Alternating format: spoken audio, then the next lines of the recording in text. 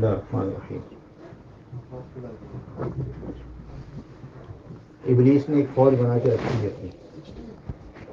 ابلیس نہیں، شیطان. شیطان اور ابلیس، اس کی بھی ایک فوج ہے، ایک جماعت ہے. قل اوحی الی انہ استمع نفر من الجن. نفر کہتے ہیں جماعت کو. جس طرح انسانوں کی فوج ہوتی ہے، اسی طرح ابلیس کی اور شیطان کی بھی ایک فوج ہے. اور ابلیس میں جو سب سے بڑا، جو شیطان میں سب سے بڑا جو سربراہ ہوتا ہے، اس کو ابلیس بولتے ہیں. وہ چھوٹوں کی ڈیوٹیاں لگاتا ہے، کہ جس طرح ہم لوگ ڈیوٹیاں لگاتے ہیں نا، کام کرنے والے جو ہوتے ہیں، مینیجر ہوتے ہیں، کہ بھائی آج یہ کرو، آج یہ کرو، آج یہ کرو، آج تمہارا یہ کام ہے. تو ابلیس نے بھی ڈیوٹیاں لگائی ہوتی ہیں، اور صبح بھیج دیتا ہے، کہتا ہے شام کو رپورٹ آ کے مجھے دینی ہے کہ تم نے یہ کیا، تم نے یہ کیا، تم نے یہ کیا.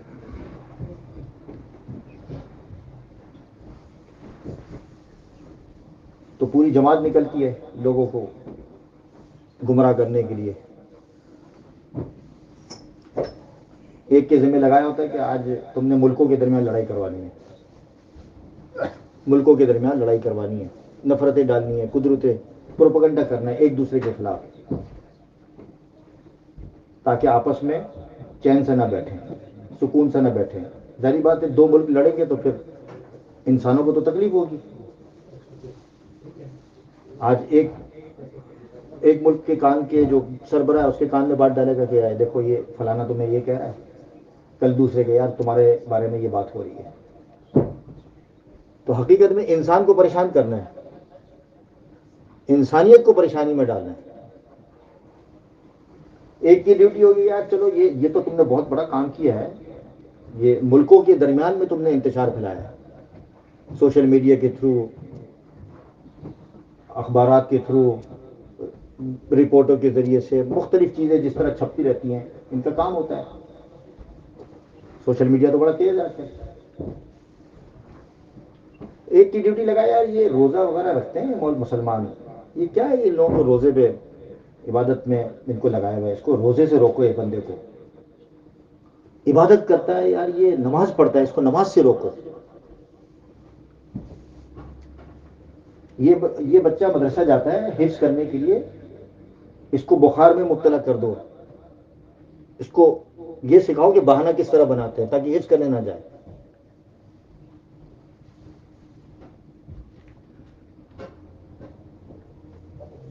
اندازہ کریں، مجھے ٹونسلس کی بیماری تھی بچپن میں بہت زیادہ، ہر 15 دن کے بعد بخار، ہر 15 دن کے بعد بخار، مشکل ہو گیا تھا حفظ کرنا میرے لیے. اور آپ کو پتہ ہے پاکستان میں جس طرح پڑھاتے ہیں، سختی بھی ہوتی ہے بہت زیادہ، تو ہر روز کوئی نہ کوئی مسئلہ.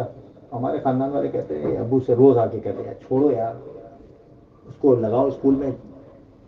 ابو نے کہا کہ نہیں، ابو کو تو آپ جانتے ہیں جب ایک بات کے پیچھے پڑتے ہیں تو اس کو نہیں چھوڑتے. کہتے ہیں نہیں، میں نے نیت کی ہے اس کو میں حافظ بھی بناؤں گا، عالم بھی بناؤں گا، چھوڑنا نہیں میں نے، چاہے پوری خاندان کی مخالفت ہو.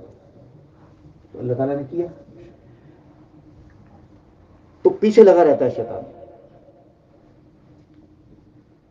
کہ بھئی اس کو مدرسے سے جانے سے روکو، اسکول جانے سے روکو، طرح طرح کی چیزیں اس کو روکو.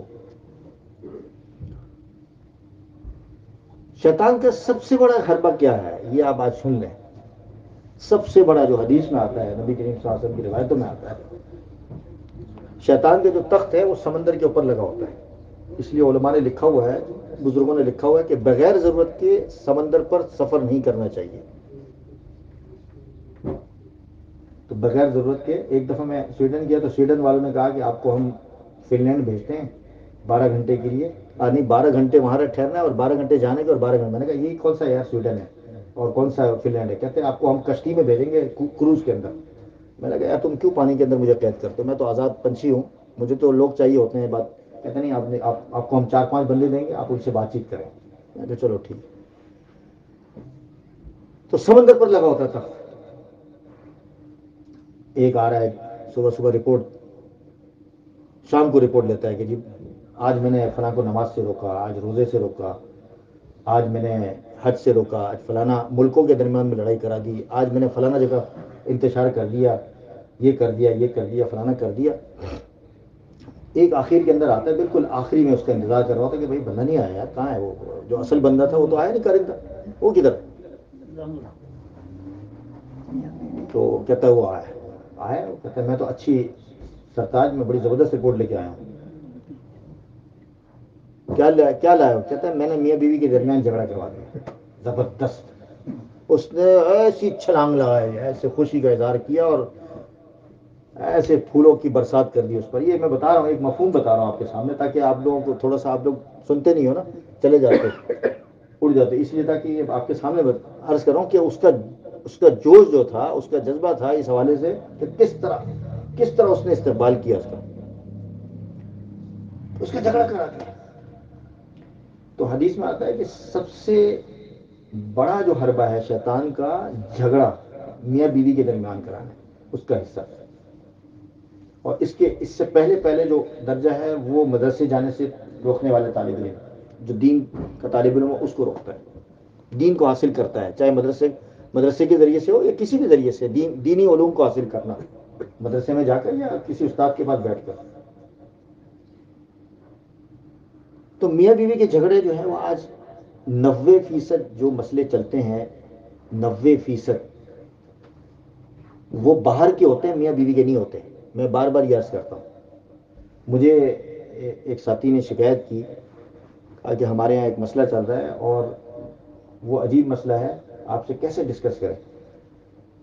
کہتے ہیں کہ جی وہ ہماری بہن ہم نے جہاں دی ہوئی ہے، تو ان کے گھر والوں نے جگہ جگہ گھر کے اندر کیمرے لگائے ہوئے ہیں، اور چوروں سے بچنے کے لیے، ڈاکوؤں سے بچنے کے لیے، بلکہ جو بہو آئی ہے نا اس کو مانیٹر کرنا ہے، وہ کیا کرتی ہے، کھانا پکاتی ہے نہیں پکاتی. اور ظلم، اس قدر ظلم کہ بھئی وہ بچا ہوا کھانا مجھے دیتے ہیں اور خود جو ہے میں ان کے لیے تازہ تازہ کھانا پکاتی ہوں. تو اتنا ظلم کہ کیمرے لگائے ہوئے ہیں، یہ کیا طریقہ. اور پھر شادی کی. بھائی اب وہ بیچارہ کیا ہوتا ہے کہ شادی تو بیچارہ وہ کر کے لے آتا ہے، شوہر بڑا مجبور ہوتا ہے. میں بار بار عرض کرتا ہوں، شوہر ماں باپ کی وجہ سے بیچارہ بہت مجبور ہوتا ہے. اب ماں باپ کو یہ سمجھ نہیں آتی کہ بھائی وہ یہ بھینس یا گھر کی کوئی لونڈی تو نہیں ہے کہ بھائی اس کو لے کر آیا ہے کہ بھائی اس سے ہر وقت اس کو اس طرح رکھنا ہے، ظلم کرنا ہے. یہ معاشرے کے اندر اس قدر یہ تیزی کے ساتھ یہ چیز سرایت کر گئی ہے کہ آپ سوچ نہیں سکتے. دوستوں میں لڑائی کرانی جی، شیطان ایک کے دل کے اندر بات ڈالے گا، نفرت ڈالے گا، اور جو محبت ہے آپس کی محبت وہ ٹکڑے ٹکڑے ہو جاتی ہے، ریزہ ریزہ ہو کے ہو جاتی ہے. اور کبھی کسی کے بارے میں کوئی بات کرے گا، پیچھے جا کے بات کرے گا، کبھی کوئی کسی کے بارے میں بات کرے گا.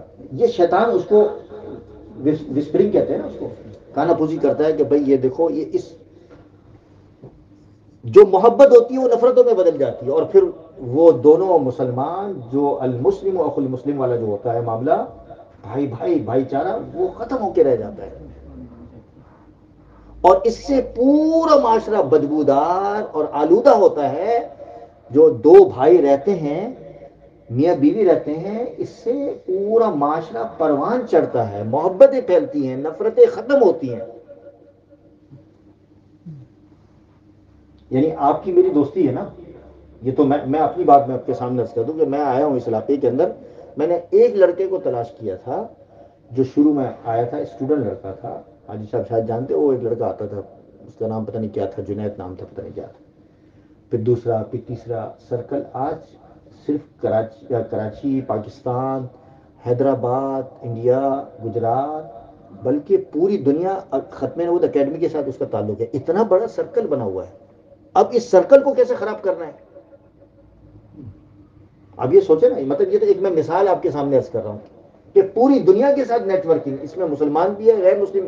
ہمارے ہاں ہندو جو لڑکا تھا اسٹوڈنٹ، ہم اس کا بھی خیال کرتے تھے اور وہ آ کے ہمارے ساتھ افطاری کرتا تھا اور کراتا تھا افطاری. یعنی پوری انسانیت کو اس طرح پرو دیا کہ جیسے ہم ایک تصویر نہیں ہوتی، اس طریقے سے. یہ تو ایک میں مثال. اسی طرح آپ کی کمیونٹی کے اندر،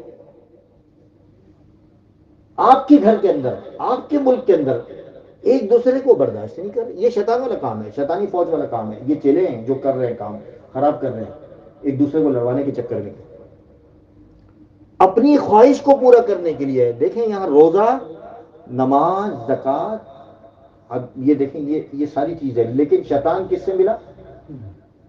جو لڑائی کرانے والا تھا, نفرتیں ڈالنے والا تھا, قدرتیں پھیلانے والا تھا, ایک دوسرے کے خلاف اکسانے والا تھا کہ بھائی دیکھو یار یہ بندہ ٹھیک نہیں ہے, یہ بندہ ٹھیک نہیں ہے, یہ بندہ ٹھیک نہیں ہے. یہاں ہمارے پڑوس کے اندر ایک مسجد کھلی تھی شروع کے اندر, تو مقتدیوں کو بھی ذرا تکلیف ہوتی ہے نا, وہ انگلی کرتے ہیں دوسری مسجد والوں کے کہ بھائی چلو جی ان کو ذرا چھیڑتے ہیں. تو وہ شروع میں آتے تھے تو کہتے تھے یہ مولوی صاحب یہ کہتے ہیں. تو میں نے کہا مولوی صاحب اچھا کہتے ہیں, کہ نہیں آپ کے بارے میں کہتے ہیں اچھا کہتے ہیں, میں اسی طرح کہوں, اس میں کوئی ایسی بات نہیں. ان کو مولوی صاحب کو میرا سلام کہنا اور یہ لو عطر کی شیشے ان کو دے دینا, اس کے بعد نہیں آیا وہ بندہ. یہ عمل جو آدمی آپ کے خلاف جائے نا, یاد رکھیں جو آدمی آپ کے خلاف, اب یہ خواتین کو بھی بیچاری جو بچیاں ہیں ان کو بھی, اب وہ کتنا برداشت کریں گی مجھے بتائیں. اب یہ اندازہ کریں کہ لڑ بھی ماحول لڑائی کا بھی ہے اور بچے بھی بچے پیدا ہو رہے ہیں, 3 بچے, 4 بچے, 5 بچے, 6 بچے. حدیث میں آتا ہے, ذرا روایتیں پڑھیں گے تو آپ کو اس کی تفصیل آتی ہے کہ آدمی یعنی ظلم بھی ایک طرف کر رہا ہے اور ایک طرف یہ کام بھی کر رہا ہے. یعنی چھوڑنے تک کی بات ہوتی ہے اگلے مرحلے کے اندر, اگلی ساعت کے اندر, اگلے گھڑی کے اندر, اور اس کے بعد پھر کیا ہوتا ہے, بچے بھی پیدا ہو رہے ہیں کہ بھائی ہر سال ایک بچہ آ رہا ہے, پھر اس کے بعد پھر جھگڑا. پھر بھائی یہ بڑا مسئلہ ہے اس آج کل کے اس معاشرے کے اندر. اس کا حل یہی ہے, علماء نے لکھا ہوا ہے کہ رمضان المبارک کا جو مہینہ اللہ تبارک و تعالی نے عطا فرمایا ہے, یہ شیطان تو بند ہے, قید ہے, لیکن اپنے نفس کو آپ دبا کے, اور اس کا ایک مجاہدہ علماء نے لکھا ہے کہ خاموشی اختیار کرو. اگر سانس ہے تو گھر کے اندر اس کو اللہ کے واسطے 1 مہینے تو کم سے کم اس کی پریکٹس کرو کہ بہو کی جان چھوڑو, خاموشی اختیار کرو. اور اگر بہو ایسی ہے بڑبڑانے والی تو بہو سے گزارش ہے کہ بھئی تھوڑا سا اپنے منہ کو بند رکھو. اور اسی طرح آپس کے جو نا اتفاقیاں ہیں مسلمانوں کی میں بات عرض کر رہا ہوں کہ اس کو اس طرح ختم کریں تاکہ دنیا امن اور چین اور سکون اور محبت کے ساتھ, بھائی چارے کے ساتھ رہے. ایک کی لڑائی کی وجہ سے, ایک کی فساد کی وجہ سے پورا معاشرہ خراب ہوتا ہے. اللہ تعالی ہم سب کی حفاظت فرمائے.